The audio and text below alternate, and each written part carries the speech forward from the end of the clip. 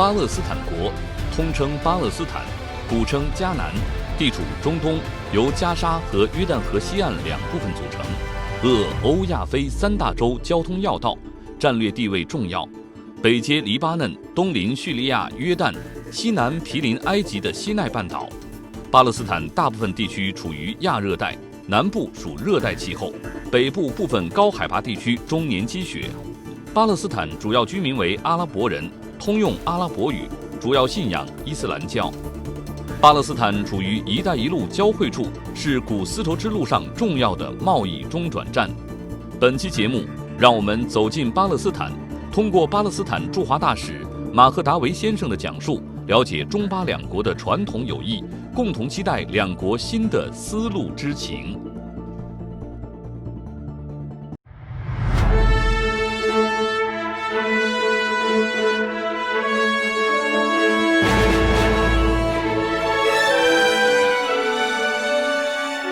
巴勒斯坦国是古老丝路上的圣城，在古丝绸之路时期与中国有良好的文化经济交流历史。在绵延的古丝绸之路上，巴勒斯坦与中国之间的交流源远流长。在拜占庭时期、罗马帝国时期、伊斯兰时期以及现代，巴勒斯坦都与中国保持着友好的贸易、文化等方面的交流。那时，来自中国的丝绸、瓷器经过巴勒斯坦，源源不断地被运往欧洲和非洲。与此同时，阿拉伯世界的香料等产品也从这里运往中国。农业是巴勒斯坦国的经济支柱，水果、蔬菜和橄榄油是外贸出口的主要产品，占出口产品总量的25%。We know very well that the relation between Palestine and the Arab world in general is quite historical with China. I mean, if you go only to Xi'an or some areas in the west of China, then you will see. I mean, how much the Arab culture, Islamic culture, had been mixed with the Chinese cultures during different periods in time, during the Byzantine, Roman Empire, the Islamic times, and modern times. And it's been really quite fruitful because it was not only commercial but cultural, and this is how Islam came into certain parts of China. And during Han Dynasty, it was more even active, and it had taken different routes. One route was from the Indian Oceans and to the Arab Sea, and from there even to the Red Sea, up to Palestine, Gaza, up to Jerusalem. So this is a route which takes you from Xi'an in China up to Jerusalem, up to the Mediterranean coast, and from there to Europe. These goods are paper, there is tea, there is spices, and it was not only from China, but even from Japan, crossing China up to the Middle East, and from there to Europe. It was quite active one.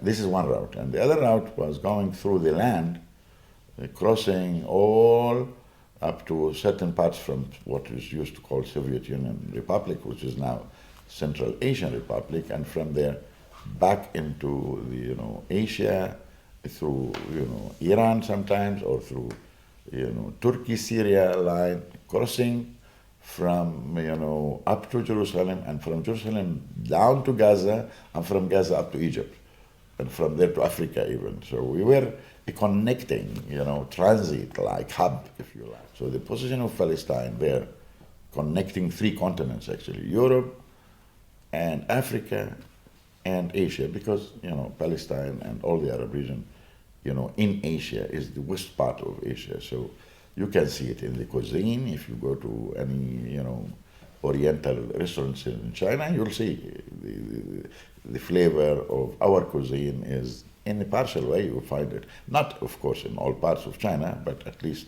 in certain parts who've been dealing with us. So that's in history, it was active during all periods, and it was all for good. And the culture, we became familiar. We have an Arab saying which is quite interesting. Some people say that this is even hadith that the Prophet was talking about. seek science even in China. But the Prophet was telling us that the wisdom and science, we have to look for it wherever. And China by that time is too far to reach and dangerous also, because those routes is not like today, flights, and easy, train things like what we have now. Now you can go to Guangzhou, and from there you can take a train, you are in Tehran. Never it was the case in the past. It was really very challenging during those periods.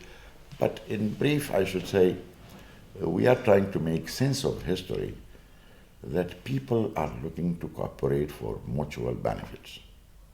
Despite the fact that proximity and geography was not really very helpful to them, but they have the will and determination to cooperate.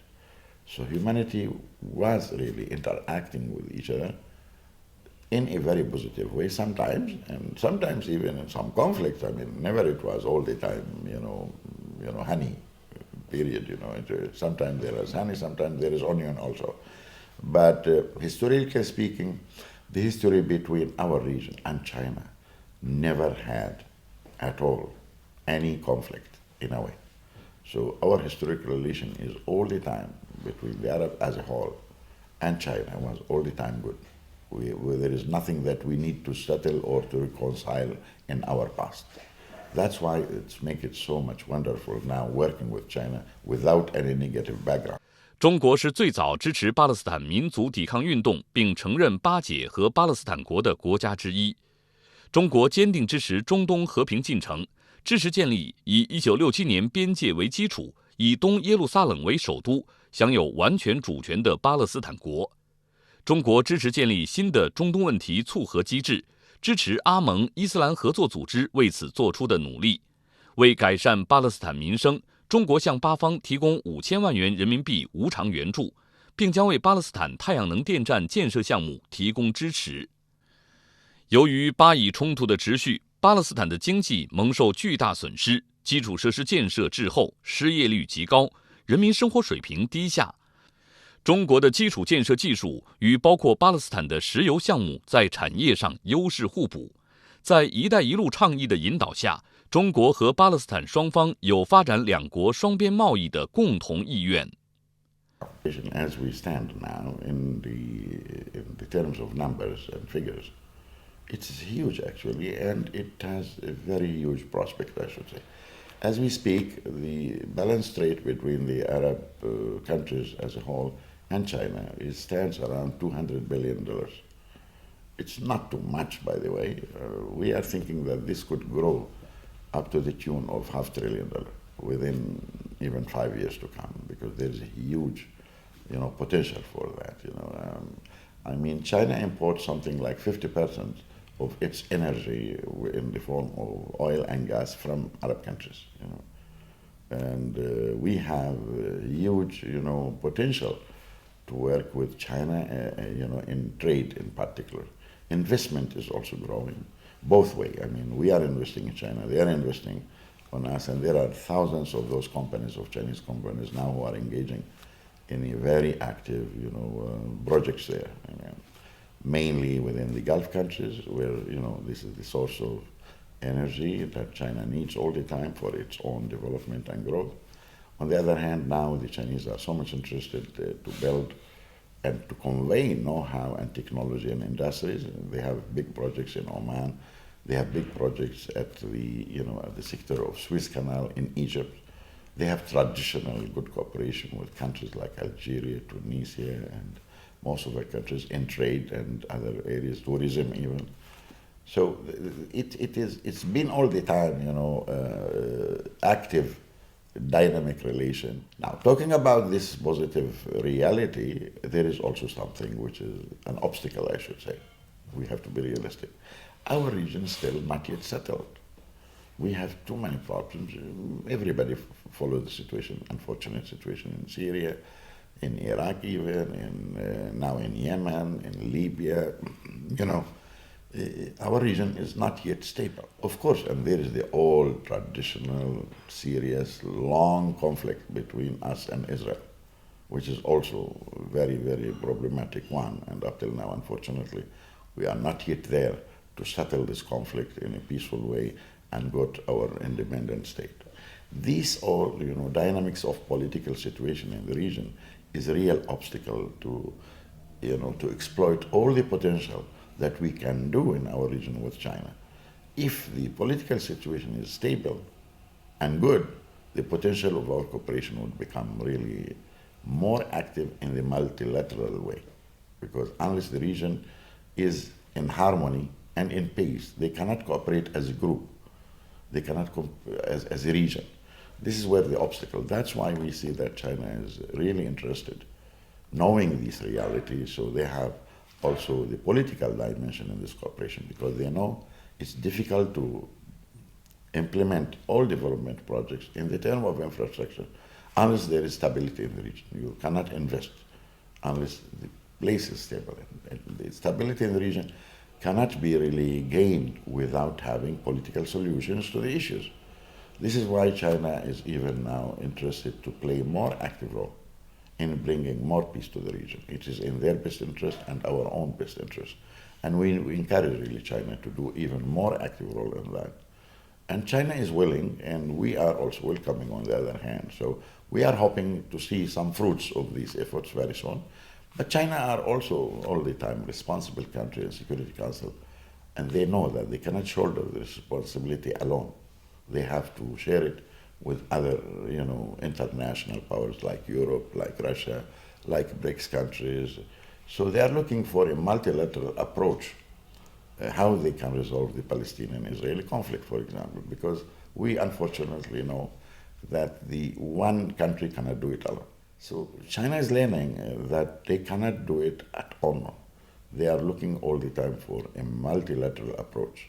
This is why President Xi Jinping was so much really genius and I should say wise when he proposed the 4 points approach, how China is looking into the situation, which could ensure a settlement which is based in two-state solution. That's Israel and Palestine living side by side each other, and is express the willingness of the government of China to play a role along with others, not alone by they say. 一带一路倡议作为一条以和平、尊重为基石，致力于各国之间实现平等共处、互利共赢的新丝绸之路，深受巴勒斯坦认可。得益于此，近年来两国高层交往密切，各领域合作稳步发展，人文交流日益密切。2017年7月18日，习近平主席在人民大会堂东门外广场举行仪式，欢迎巴勒斯坦国总统马哈茂德·阿巴斯对我国进行国事访问。2018年，巴勒斯坦国总统马哈茂德·阿巴斯在安全理事会上提出了巴勒斯坦倡议。这项倡议的核心诉求与习近平主席提出的一带一路倡议思想相吻合。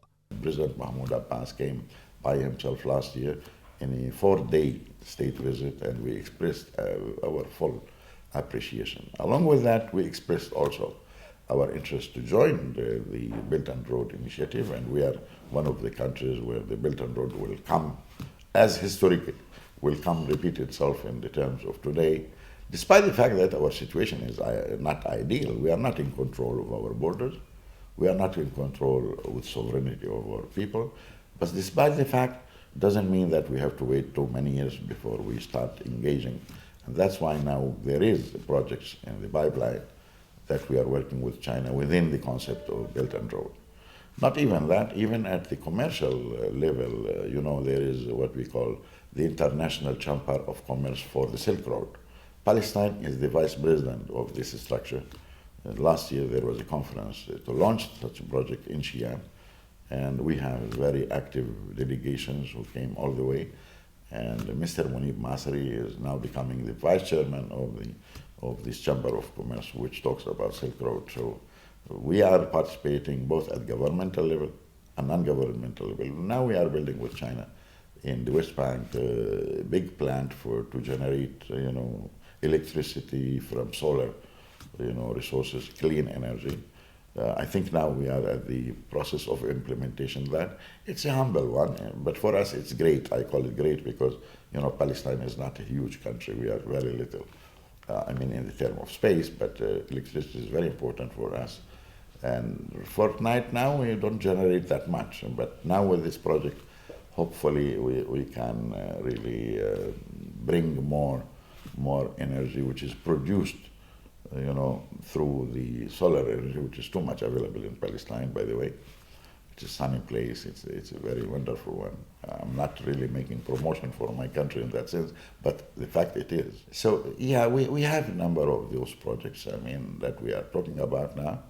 We are even discussing an FTA, maybe, agreement which could be reached within this year, hopefully. We are working also on that track.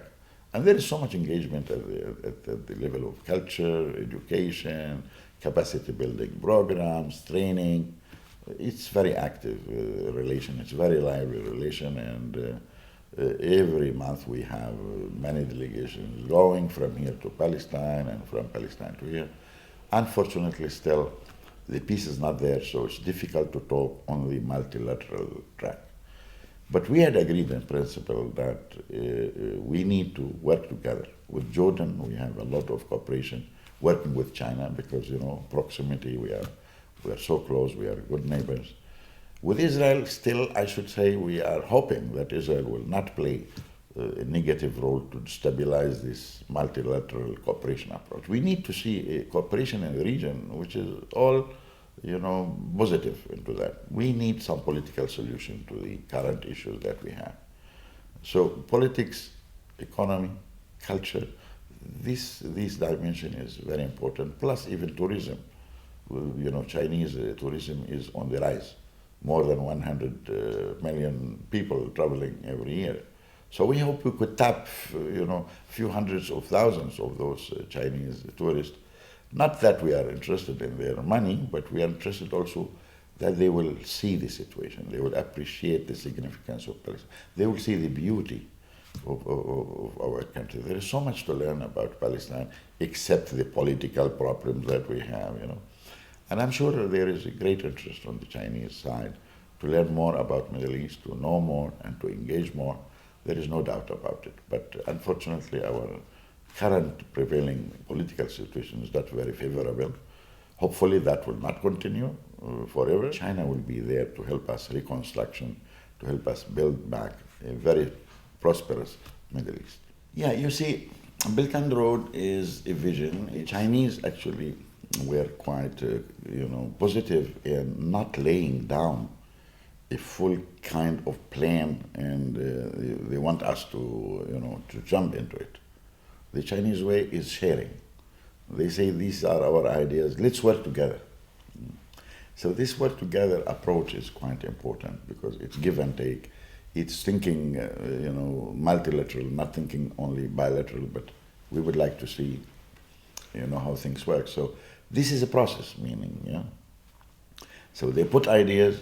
We discuss those ideas, we develop ideas, so at the end result, it's a combination of what the Chinese is saying, win-win situation. It's not one-sided approach, And that's the beauty of this thing. This is something different. Even with other superpowers countries which we dealt before in our region, it's all the time ready-made plan that you take it, otherwise it will not work with us. The Chinese approach is trying to explore where is the shared interest for both sides? So it's not about China winning, because most of the time it's China rather giving, putting investment, putting money over there, and bring their expertise. So this is working together.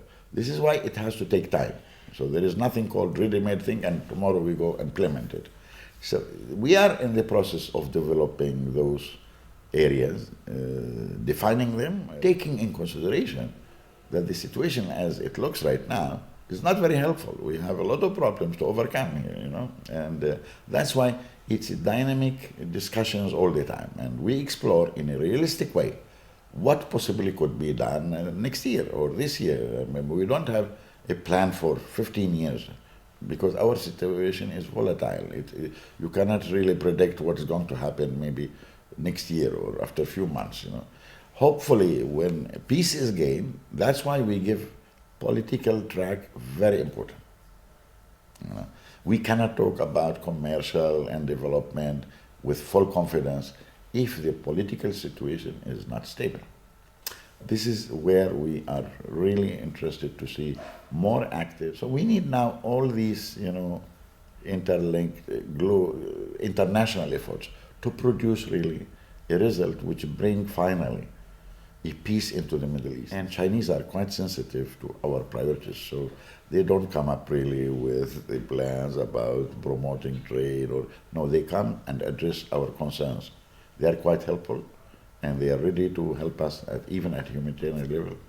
And we, at the same time, we are discussing those projects, as I told you before, how we can produce electricity from solar energy, how we can do some innovation in our educational system, how they could engage in bringing more trade between us, although we don't have our own borders and outlets.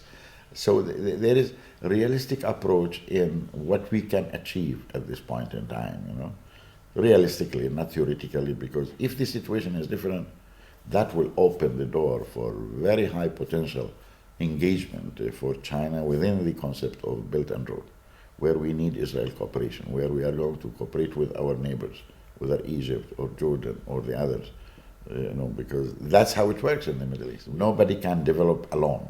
We need to develop in a regional way, 早在2003年9月23日，巴勒斯坦就与中国签署了文化教育合作协议，其中各项条款都是为提高文化艺术领域合作水平，推动教育领域的交流合作，为两国教育机构的教师、专家、学生交流提供便利，并专门规划时间，为一方高校在对方高校举办文化活动创造条件。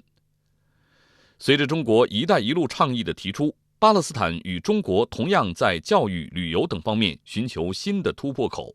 2016年11月，中国援助巴勒斯坦教育部办公教学用具交接仪式在巴勒斯坦教育部隆重举行。未来3年，中方将向巴方提供更多政府奖学金，让更多巴勒斯坦学生到中国学习。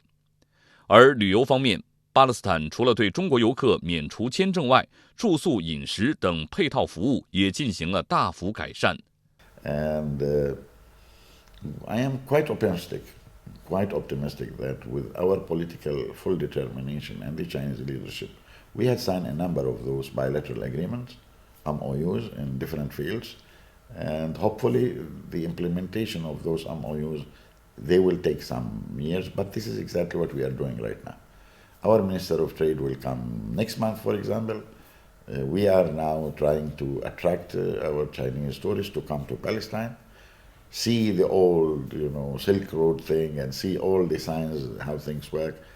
Palestine is rich with our heritage. Chinese are quite enthusiastic and excited about knowing about all this heritage. So we are hoping to receive a couple of tens of thousands of tourists, hopefully, once we sign an MOU of cooperation in the field of tourism. We have already MOUs in different other fields like technical cooperation. We bring a few hundreds every year here to train in China in different areas. We have a couple of hundreds of students, who are studying in Chinese universities, and they love it. I mean, learning Chinese language, Chinese culture. These are going to be really bridges between our two nations, those graduates, alumni who are graduates from China. We've been sending those actually since the 60s. It's not now we are sending it. But now it's taking more. It's more numbers now. I mean, our schemes of scholarship is increasing. And there is more interest on the part of Palestine to come over here. But if you go to places like EU or Guangzhou or Shanghai, you will find really also number of Palestinians who are like businessmen, and they do trade and they do investments here in this country. And I came to know, for example, that we have something like 59 children in Guangzhou who are a product from a Chinese-Palestinian marriage. So these are, Chino-Palestinian individuals who are a product of even emotional cooperation and human. We all the time had enjoyed very good support from China. China had supported us because they are committed to their past. They know what's the meaning of freedom, what's the meaning of independence. They had paid a lot to achieve that. This is why they are able to appreciate what we are doing in Palestine. So their support for us is not based only on the term of profit or trade, because they see that Palestinian needs to be free also and independent. So their support to us never been based on how much profit they do. They started that in 1965. China is number one country who had recognized us as Palestinian state before even we had declared our state. I mean, so this is, you are now in an embassy, which is number one embassy that we had opened around the whole world, outside the Arab world, of course. And that's the traditional Chinese position, that they help us, they sympathize with us, they feel what is our plight is, and accordingly they are quite sympathetic. That's the beauty of the Chinese relation with Palestine. 巴勒斯坦是一片机遇之地，它曾经是古代丝绸之路上繁荣兴旺的一站。岁月荏苒，虽然古丝路不在，但“一带一路”倡议将建起21世纪的新丝路。如今，巴勒斯坦的发展建设尚处于起步阶段，它正迫切期待着“一带一路”带来的和平与发展机遇。巴勒斯坦总统府秘书长塔伊布曾说过，巴方正与中国协商筹建巴中部长级委员会，以加强双方的合作，并制定合作的方式和首要工作。巴勒斯坦政府也在不断完善相关法律。相信未来的中巴合作将依托“一带一路”倡议，从双方需求出发，通过加强巴勒斯坦和中国及巴勒斯坦周边国家的对话交流，促进中东区域的地区稳定，最终实现阿拉伯世界经济文化的发展与繁荣，为共建人类命运共同体做出卓越的贡献。